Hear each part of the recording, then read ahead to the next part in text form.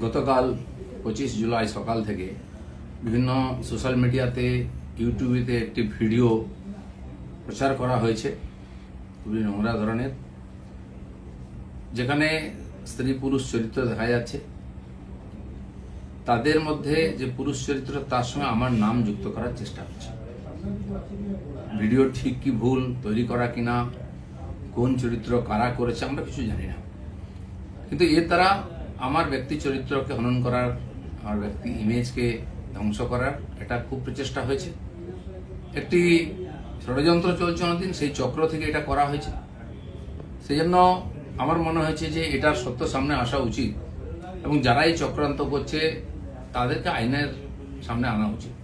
আমি পুলিশের সাইবার ক্রাইমেতে সর্বোচ্চ অফিসেতে আমার তরফ থেকে কমপ্লেন করেছি যাতে এই তদন্ত করা হয় এবং যারা এই চক্রান্তে যুক্ত তাদেরকে এক্সপোজ করে আইনের সামনে আনে, আইনের দ্বারা সাজা দেওয়া হয়। আমি অপেক্ষা করছি পুলিশ কি করে। আর রাজনীতি এটা নতুন নয়, এ ধরনের চক্রান্ত চলতেই থাকে। অনেক বড় বড় নেতাদের, বড় বড় মানুষদের বিরুদ্ধে এই ধরনের চক্রান্ত হয়। এটা হচ্ছে শেষ অস্ত্র প্রয়োগ করে তাকে শেষ করে। আমাদের পার্টি তো 5-6 বছর আগে বেশ কয়েকজন নেতার বিরুদ্ধে একজন মহিলাকে দিয়ে বলানো হয়েছিল।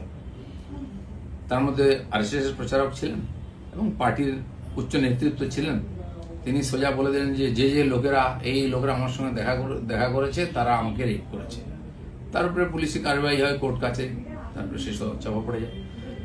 ইদানিং কালে সন্ন্যাসী প্রদীপ্ত মহারাজের ব্যাপারে এরকম হয়েছে। 12 বছর আগে কোনো মহিলা নাকি তার দ্বারা তার উপরে অত্যাচার করেছেন, তিনি এসে স্টেটমেন্ট দিয়ে দেন, সে নিয়ে বিরাট চর্চা হচ্ছে। এ ধরনের ঘটনা লাগাতার হয়। আমাদের পার্টির একজন বরিষ্ঠ নেতা আছেন মাননীয় সঞ্জয় যোশী, তার বিরুদ্ধে বিভিন্ন এই ধরনের ভিডিও সিডি করে সারা দেশে পাঠানো হয়েছিল। অনেক এটা নিয়ে আলোচনা হয়, পরে যখন ফরেন্সিক টেস্ট হয় দেখা গেল সেটা ফেক ছিল। সেই জন্য আমার ব্যক্তিগতভাবে যেহেতু আমাকেই আক্রমণ করা হবে, বদনাম করার চেষ্টা হচ্ছে, আমি পুলিশের কাছে, আইনের কাছে গেছি। আমি দেখতে চাই পুলিশ কি করে এই ধরনের চক্রান্তে, কারণ এর তো কারোর বিরুদ্ধে লড়াই করা সম্ভব নেই ভাবে। টাকা পয়সা দিয়ে চক্রান্ত করে যে কোনো মানুষকে যে কোনো সময় বদনাম করার চেষ্টা হচ্ছে। তো সেই চেষ্টার বিরুদ্ধে আইন আদালত একমাত্র আমাদের রাস্তা।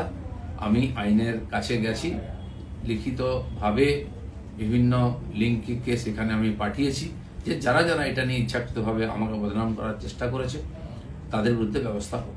তো নোংরামি দিয়ে হয়, কিন্তু কত নোংরামি হবে, কত নিচে নামতে পারবে। পশ্চিমবাংলার রাজনীতিকে বারবার কলুষিত করার চেষ্টা হচ্ছে। আমরা যারা সাধারণ কর্মী হিসেবে সাধারণ মানুষের সঙ্গে থাকি, আমিও 40-42 বছর ধরে সামাজিক জীবনে কাজ করছি। আর্থিকভাবে আমাকে